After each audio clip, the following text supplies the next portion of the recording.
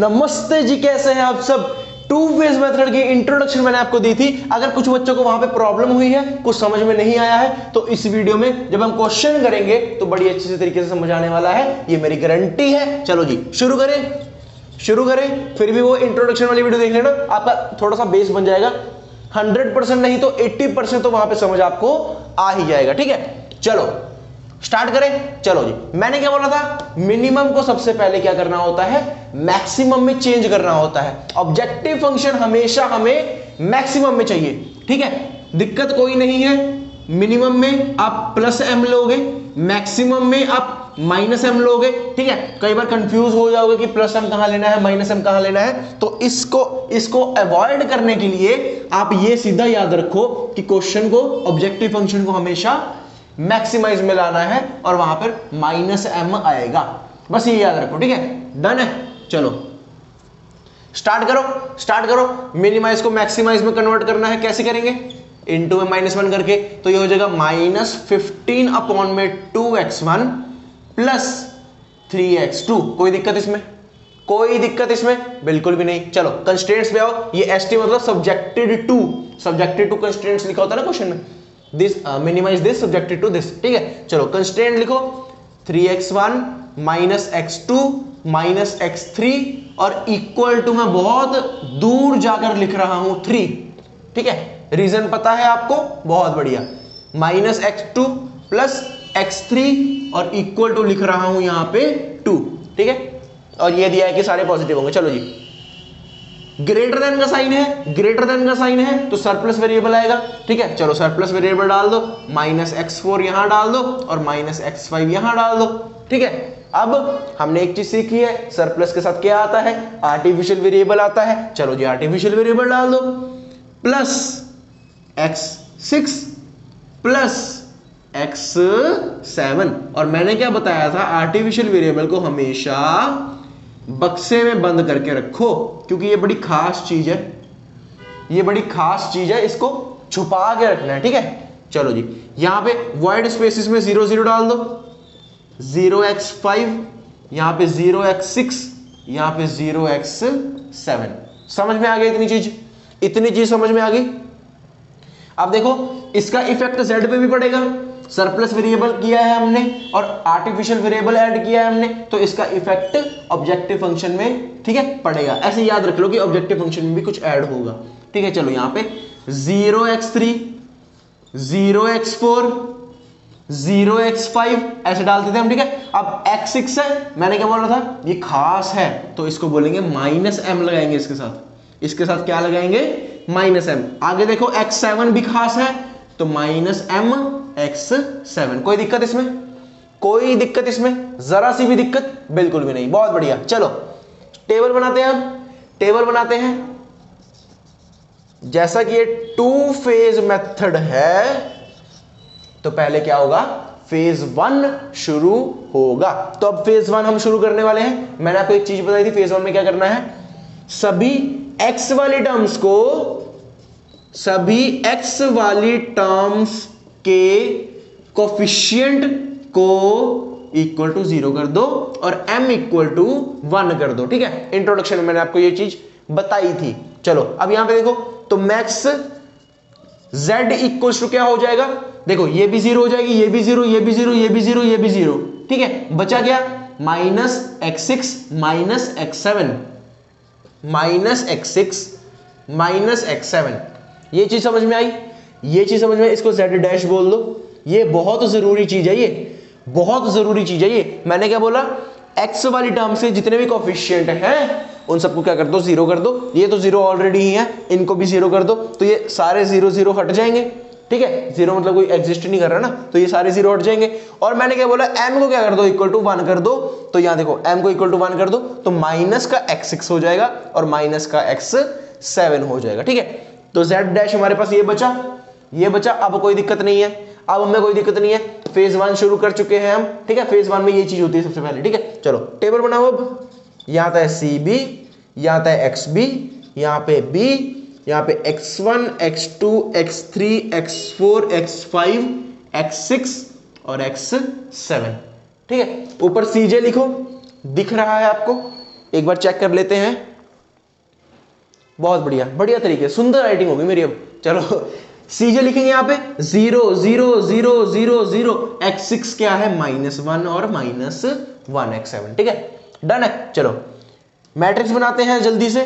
3 1 -1 -1 -1 1 -1 0 0 और -1, यहां पे है 1 और 0, यहां पे है 0 और 1, ठीक है।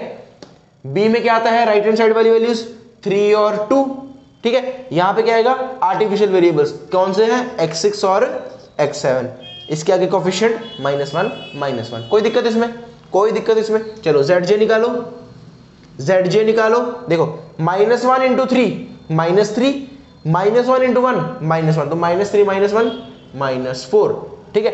आगे क्या हो जाएगा, ये 1 और ये 1 2 हो जाएगा, ये 1 और -1 0, आगे देखो ये 1 और 0 1 हो जाएगा, ये -1 0 0 हो जाएगा और ये +1 हो जाएगा, -1 × -1 -1 हो जाएगा और ये 0 +1 हो जाएगा, -1 × 0 0 और -1 × 1 -1। समझ में आया, समझ में आया। क्रॉस चेक कर ले इसको एक बारी क्रॉस चेक कर ले। -4 2 0 -4 2 0 1 1 और -1, यहाँ पे एक एरर है, यहाँ पे -1 आएगा, ठीक है। ये देखो -1 × 1 -1 होता है और -1 × 0 0 होता है, ठीक है, तो -1 आंसर आएगा। सीजे क्या है, 0 0 0 0 0 -1 -1, ये सारा यहाँ पे टेप दिया। अब क्या करना है, zj - cj करना है, ठीक है। तो क्या आएगा यहाँ पे, -4 2 0 1 1 0 0। समझ में आ गई इतनी चीज समझ में आ गई।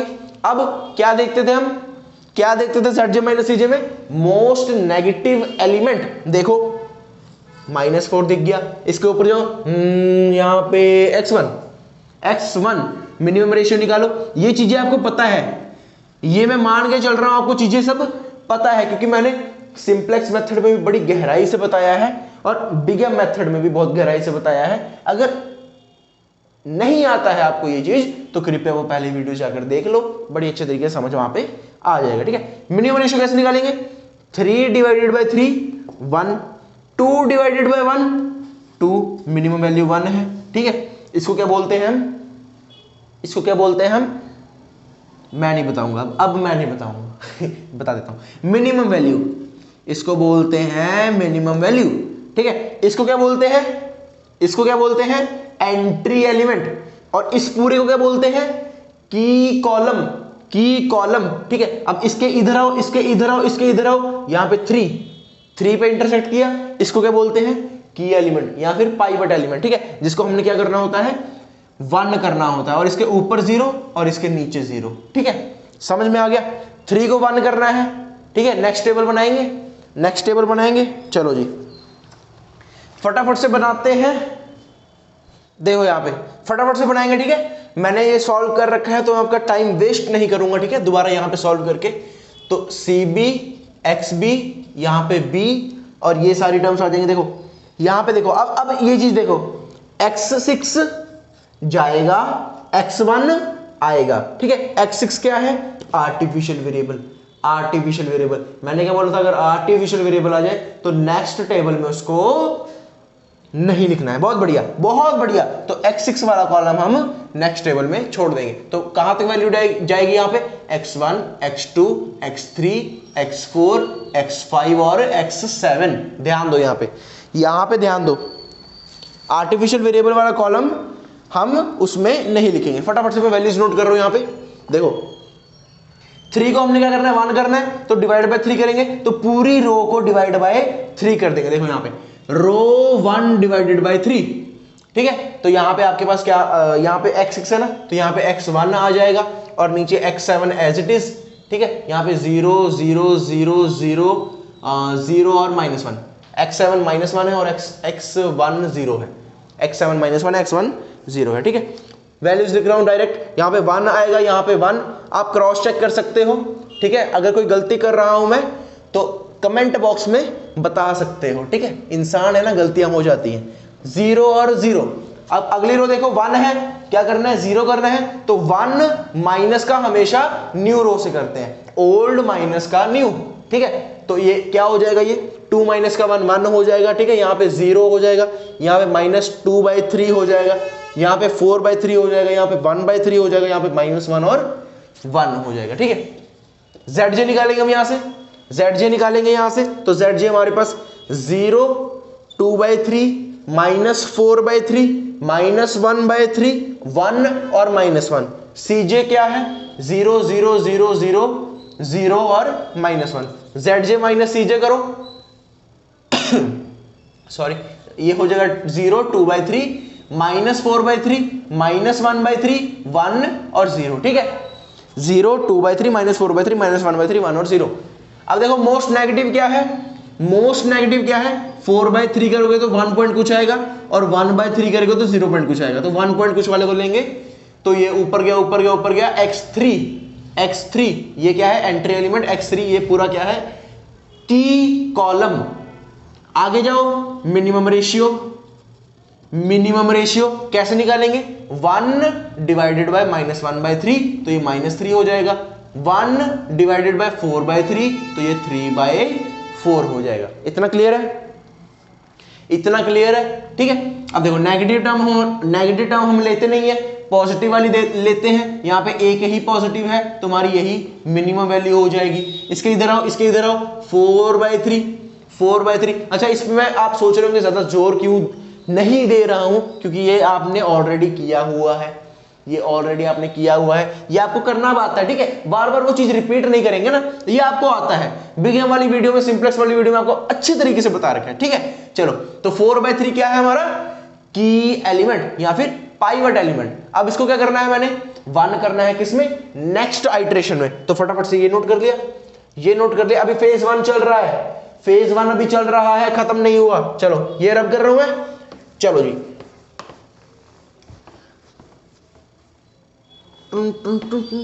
चलो यहां पे आएगा, ये इसको भी रब करते हैं, इसको भी रब करते हैं, चलो जी, जाओ जाओ जाओ, आप भी जाओ।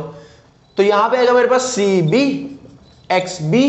अब देखो, अब ध्यान दो, देखो 4/3 के पैरेलल क्या है, x7, मतलब x7 आउटगोइंग है, इसकी जगह क्या आएगा, x3 आएगा। अब x7 क्या है, आर्टिफिशियल, तो x7 वाला कॉलम हम नहीं लिखेंगे, ठीक है। तो x1 x2 x3 x4 x5 0 0 0 0 0, ये CJ है, ये CJ है, ठीक है, ये पता है ना आपको। चलो, x7 की जगह x3 भर दिया, और ऊपर x1 एज इट इज, यहां पे 0 और 0, ठीक है। चलो, 4/3 को 1 करना है, तो इंटू में 3/4 कर देंगे पूरी रो को, ठीक है, इंटू में 3/4 कर देंगे।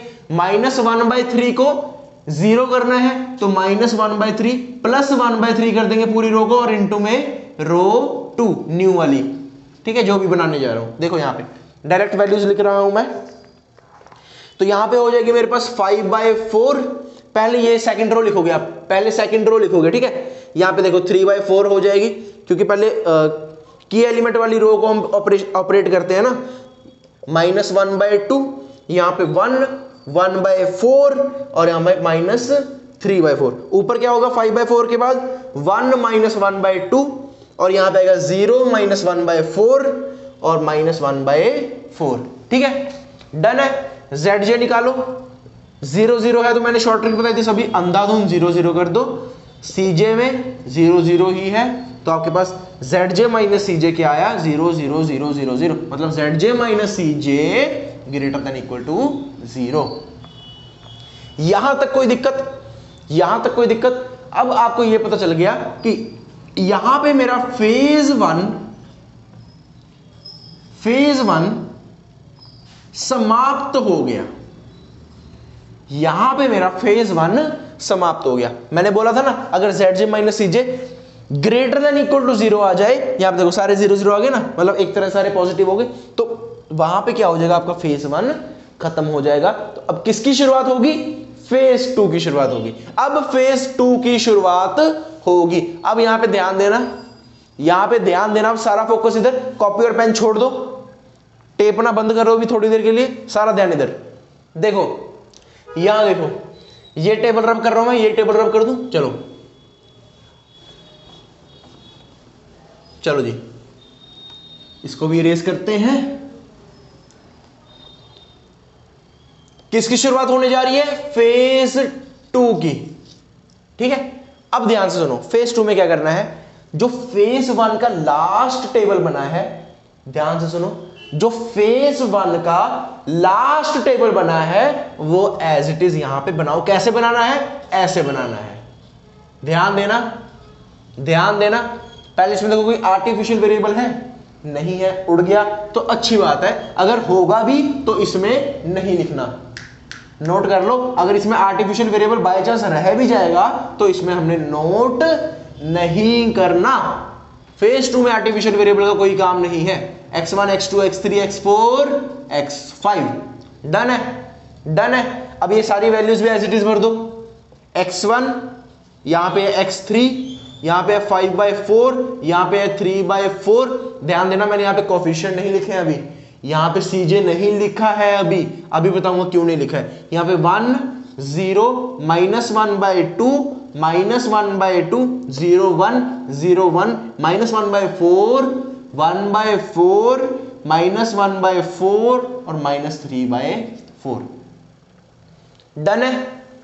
समझ में आया? समझ में आया? अब देखो, मैंने क्या बोला था कि फेज 2 में, इंट्रोडक्शन वाली वीडियो में, अगर फेज 2 में जो हम जीरो कोफिशिएंट लेते थे, ध्यान से सुनो, ध्यान से सुनो, फेज 2 में क्या करना है? जो हम जीरो कोफिशिएंट्स लेते थे, अब उनको वापस से वही क्वेश्चन वाले कोफिशिएंट्स भर देने हैं।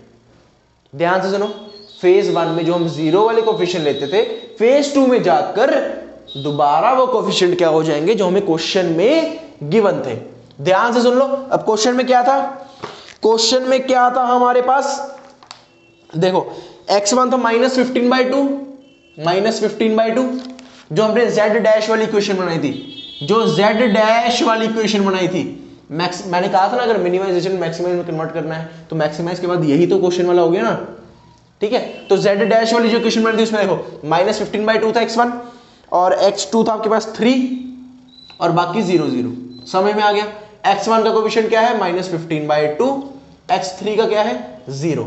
समझ में आ गया? इसको रब कर दूं, इसको रब कर दूं। फेज 1 यहां पे एंड हो गया था, फेज 2 हमने शुरू कर दिया है। कैसे किया? जो जीरो कोएफिशिएंट लिए थे उनको अब वापस से वही पहले वाले कोएफिशिएंट ला देने हैं। चलो जी, फटाफट से। अब फेज 2 भी वैसे ही करना है जैसे नॉर्मल हम सिंप्लेक्स करते आ रहे हैं, बिग एम जैसे किया था। फेज 2 भी वैसे करना है जब तक zj - cj greater than equal to 0 ना जाए। चलो, तो zj निकालेंगे, ये 0 है तो 0 वाले कैलकुलेट करने की जरूरत नहीं है। यहां पे देखो -15/2 हो जाएगा, यहां पे ये माइनस माइनस प्लस 15/4 हो जाएगा, यहां पे ये 0 हो जाएगा, यहां पे माइनस माइनस प्लस 15/8 हो जाएगा और यहां पे 15/ यहां पे 8। बिल्कुल सही, बिल्कुल सही। चलो जी, चेक कर लेते हैं। -15/2, 15/4, 15/8, 15/8। बहुत बढ़िया, बहुत बढ़िया। -15/2 है, यहां पे 3 है, यहां पे 0 0 0। करो जी, zj - cj करो फटाफट से। ये 0 हो गया, ये 15/4 माइनस का 3 करेंगे तो यहां पे 15/4 माइनस का 3 15/4 ही आ रहा है। अरे सही किया है क्या? 15/4 माइनस का 3 करेंगे तो 4, यहां पे 15 माइनस 1 4 4 3 12 तो 3/4 3/4 आ रहा है। 15/4 क्यों लिखा है मैंने? कोई बात नहीं, कोई बात नहीं। देखो 0 और यहां पे आएगा 15/8, यहां पे आएगा 15/8। डन है, बधाई हो, पहले आइट्रेशन में ही आपकी वैल्यू आ गई। ऐसा हर बार जरूरी नहीं है, डरा नहीं रहा मैं आपको, ठीक है। रियलिटी बता रहा हूं कि फेज 2 में भी आपके 2-3 टेबल आराम से बन सकते हैं जब तक zj - cj आपका ग्रेटर देन इक्वल टू 0 ना जाए। डन है। चलो, तो यहां पे हमारे पास क्या आंसर आ रहा है? देखो x1 equal to 5/4, x2 equals to 0, x3 तो z में ही नहीं है। अब z में डालो वैल्यूज, z में वैल्यूज डालो। क्या थी इक्वेशन z की? z की इक्वेशन क्या थी? -15/2 प्लस यहां पे sorry -15/2 x1 -15/2 x1 plus 3x2 देखो तो -15/2 इंटू x1 क्या है 5/4, 5/4। यहां पे देखो ये 15 5 हमारे पास 75/8, ठीक है, -75/8 है। अब ये किसका सवाल था, मैक्सिमाइज किया था हमने, लेकिन सवाल किसका था, मिनिमाइज का, मिनिमाइज का। तो मैक्सिमाइज करने के लिए -1 से क्या किया था, मल्टीप्लाई। तो दोबारा उसको मिनिमाइज में कन्वर्ट करने के लिए क्या करोगे, दोबारा मिनिमाइज में कन्वर्ट करने के लिए क्या करोगे, साइन दोबारा चेंज कर दोगे, साइन दोबारा चेंज कर दोगे। 75/8 बहुत बढ़िया, सही वैल्यू आ रही है। समझ में आया, समझ में आया। देखो यहां पे ना एक चीज और बता दूं आपको, ये झंझट अगर नहीं लेना चाहते आप, तो जो भी आपकी यहां पे वैल्यू आई है ना, जो भी वैल्यू आई है वो डायरेक्ट जो बिल्कुल क्वेश्चन में, जो बिल्कुल जो हमें क्वेश्चन दिया था एग्जामिनर ने, वहां पे डायरेक्ट इसकी वैल्यू डाल दो, ठीक है। वरना पहले आप मैक्सिमाइज वाले में डाल लोगे, ठीक है, वो माइनस साइन आएगा, फिर उसको दोबारा मिनिमाइज वाले में डालोगे तो माइनस को कन्वर्ट, कुछ नहीं करना, बस जो वैल्यू आएगी वो डायरेक्ट क्वेश्चन में डाल देना, आपका आंसर निकल जाएगा। तो 75/8 जिसका आ गया, जिसने खुद किया है या इटरेशन खुद करी है, तो उसको बहुत बहुत बधाई हो। मुझे कमेंट बॉक्स में बता देना कि सर मैंने, नहीं सर नहीं भैया, मैंने ये खुद से किया है, ठीक है। तो समझ में आया टू फेज मेथड। इंट्रोडक्शन वाली वीडियो देख लेना, ये वीडियो दोबारा देख लेना, और क्वेश्चन लेके आएंगे, इसके अलग अलग वैरायटी के क्वेश्चन लेके आएंगे, तो बने रहिएगा हमारे साथ। सब्सक्राइब कर दीजिएगा, बेल आइकन को प्रेस कर दीजिएगा कि नोटिफिकेशन आपको आते रहे, कोई भी वीडियो आप मिस मत करो, ठीक है। चलो जी, तो मिलते हैं नेक्स्ट वीडियो में, तब तक के लिए धन्यवाद, गुड बाय, पढ़ते रहें।